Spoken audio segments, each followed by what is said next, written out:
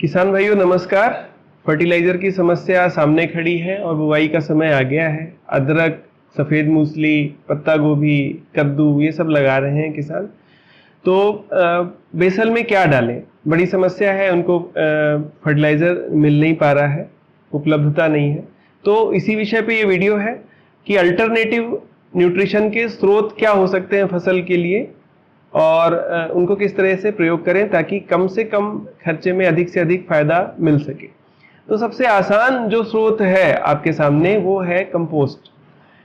Manure और compost में फर्क होता है। अगर मैन्योर को सूक्ष्म जीवों की एक्टिविटी के माध्यम से डिकम्पोज कर दिया जाए तो वो कंपोस्ट में कन्वर्ट हो जाता है। केचुआ खाद भी कंपोस्ट ही एक तरह से है ना। सिटी कंपोस्ट भी आप प्रयोग कर सकते हैं। तो इन सब में क्या फर्क होता है न्यूट्रिशन कंपोजिशन में, हम आगे देखेंगे। पर अभी हम जो आसानी से उपलब्ध होता है गोबर खाद, जिसको हम बोलते हैं मैन्योर, गोबर खाद, या उसको बैक्टीरिया के माध्यम से डिकम्पोज करके कंपोस्ट तैयार कर सकते हैं। तो उसकी बात अगर हम करें तो वो सबसे आसानी से उपलब्ध है और उसका प्रयोग आप कर सकते हैं। कितना करें? लगभग 3 से 4 ट्रॉली एकड़ की आप उसका इस्तेमाल करें, है ना। अगर मैं मानूं कि ये 4 ट्रॉली में 12,000 किलो मटेरियल आ रहा है, 4,000 प्रति ट्रॉली के मान से अगर हम मान लें, तो जो कंपोस्ट का टिपिकल एनालिसिस होता है उसके हिसाब से इसमें लगभग 60 किलो नाइट्रोजन आपको मिल जाएगी, जो लगभग 130 किलो यूरिया के बराबर है।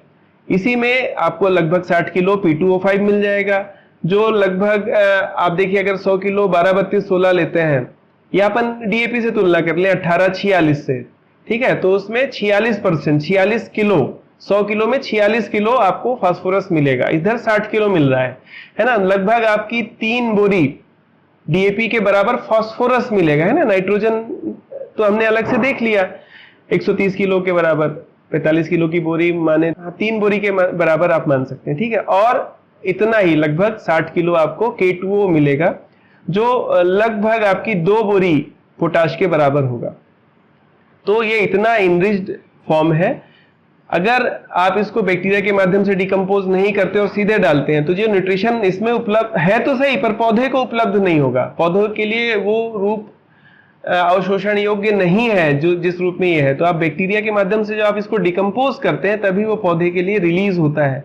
ऑर्गेनिक फॉर्म में जो भी न्यूट्रिशन है वो आसानी से रिलीज नहीं होता है। यहीं पे केमिकल खाद ऑर्गेनिक खाद से सुपीरियर माने जाते हैं, क्योंकि उनकी उपलब्धता आसानी हो जाती है, बाजार में उपलब्धता और खेत में उपलब्धता है। क्योंकि केमिकल रूप है, जैसे ही पानी में जाएगा अपने आयन में कन्वर्ट हो जाएगा और पौधा उसको अवशोषित कर लेगा। वही ऑर्गेनिक रूप जो होते हैं वो आयन में आसानी से कन्वर्ट नहीं होते।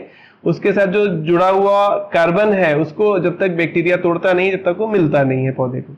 तो इसलिए डिकम्पोज करना जरूरी है। और आप लगभग 3 से 4 ट्राली प्रति एकड़ डालेंगे तो न्यूट्रिशन की काफी अच्छी पूर्ति इसमें आप कर सकते हैं, ठीक है। अब हम आगे चलते हैं थोड़ा सा।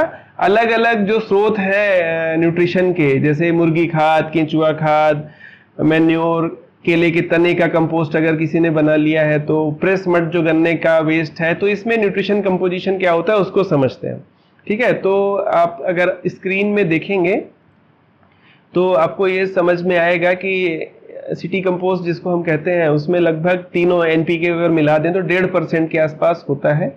इतना ही लगभग ऑर्गेनिक मैन्योर में भी होता है, ठीक है। इसी में जो फॉस्फेट रिच ऑर्गेनिक मैन्योर होता है इसमें नाइट्रोजन थोड़ा सा कम होता है, 0.4%। फॉस्फोरस बढ़ जाता है क्योंकि एडिशनल ऐड किया जाता है उसमें, और K2 की मात्रा कम हो जाती है, ऐसा जो फर्टिलाइजर कंट्रोल ऑर्डर है उसकी किताब बोलती है। पर पूरी तरह से गायब तो हो नहीं सकता, वो कुछ होगा, हो सकता है कम हो जाता हो। और यही बायो एनरिच्ड ऑर्गेनिक मैन्योर की बात करें, मतलब जिसको बैक्टीरिया के माध्यम से तैयार किया है ऐसा ऑर्गेनिक खाद कंपोस्ट, तो उसमें नाइट्रोजन और पोटैश की मात्रा थोड़ी थोड़ी बढ़ जाती है। अगर आपके पास रॉक फॉस्फेट है तो बहुत बढ़िया, मतलब चट्टान वाला फास्फोरस जो खदानों से निकलता है। दूसरा एक इसका अच्छा स्रोत है फास्फोरस का बोन मील, मतलब हड्डियां, पशुओं की हड्डियां जो रहती हैं का अगर हम प्रयोग करते हैं, बोन मील का प्रयोग करते हैं तो 3% नाइट्रोजन और 20% के आसपास फास्फोरस इसमें मिल सकता है। अब अगर हम गन्ने के मिल से जो प्रेस मड निकलता है उसकी बात करें तो 1.5 से 2.5% तक नाइट्रोजन है, 2 से 3% तक फास्फोरस है P2O5 और 1 से 2% K2O है। मुर्गी खाद की बात अगर करें तो लगभग 3.25% तक नाइट्रोजन है, 2 से 3% आपका फास्फोरस है और 0.72% पोटैश है। केले के तने को अगर हम डिकम्पोज करके कंपोस्ट बनाते हैं, जिन एरिया में केले की खेती अच्छी होती है तो वहां आप ये कर सकते हैं। तो 0.89% तक नाइट्रोजन, 0.4% P2O5 और 1.6% K2O मिलेगा। जिस एरिया में बकरी पालन अच्छा होता है वो लोग बकरी की मेंगी का प्रयोग कर सकते हैं। बहुत ही अच्छा फर्टिलाइजर का स्रोत है ये। 0.7 से 1.3% तक नाइट्रोजन, 0.5% तक फास्फोरस और 1.5% तक पोटेशियम इसमें आपको मिल सकता है। अच्छी बात यह है कि बोन मील के छोड़ के सभी ऑर्गेनिक कार्बन के बहुत अच्छे स्रोत हैं, है ना। तो लगभग 12 से 20% तक इसमें आपको ऑर्गेनिक कार्बन मिल जाएगा। इस परसेंट को अगर हम किलो में कन्वर्ट करें तो जैसे मान लीजिए 20% हम बोल रहे हैं, मतलब 100 ग्राम में 20 ग्राम मिलेगा, ठीक है। तो 1 किलो में कितना मिलेगा? 200 ग्राम, ठीक है। 100 ग्राम में 20 ग्राम तो 1 किलो में 200 ग्राम। जैसे अपन एक एग्जांपल लें कि ऑर्गेनिक मैन्योर में 0.5% K2O है, ठीक है। तो 0.5 ग्राम प्रति 100 ग्राम है।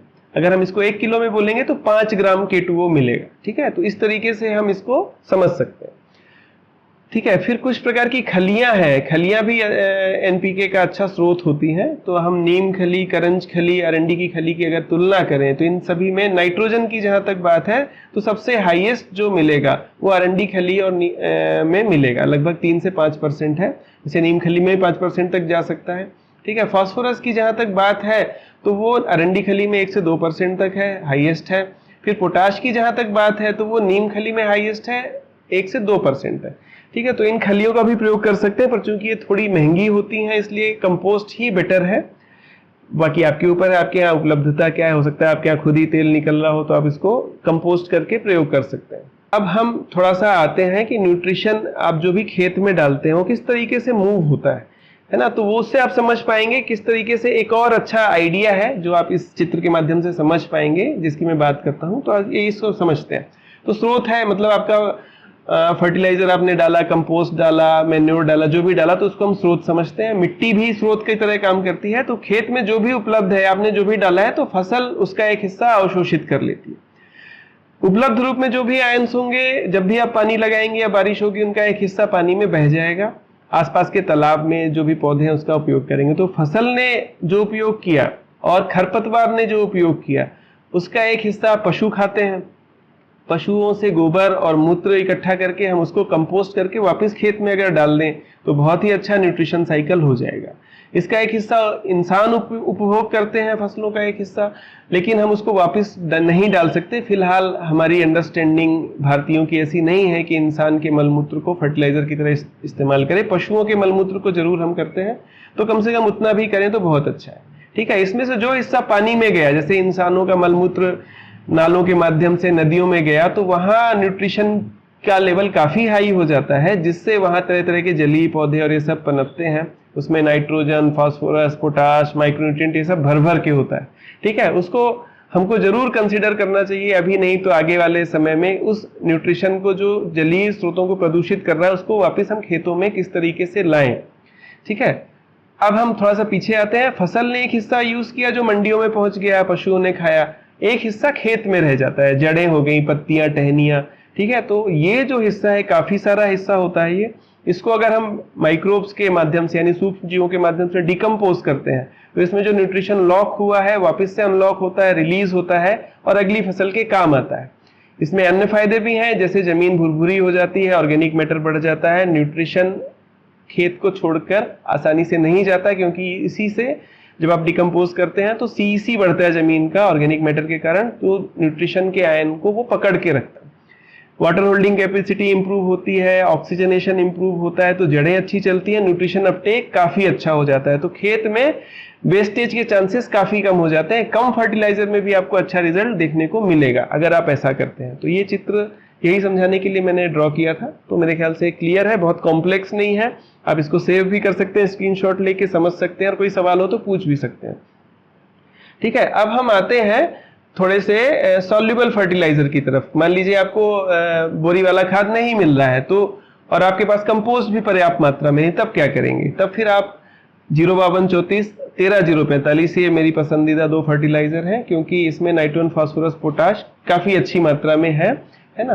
तो जैसे अपन हम सबसे पहले 05234 की बात करें तो इसमें 52% के P2O5 और 34% K2O है, ठीक है, नाइट्रोजन इसमें नहीं है। यही हम पोटेशियम नाइट्रेट की बात करें तो 13% आपका नाइट्रोजन और 45% K2O है, ठीक है।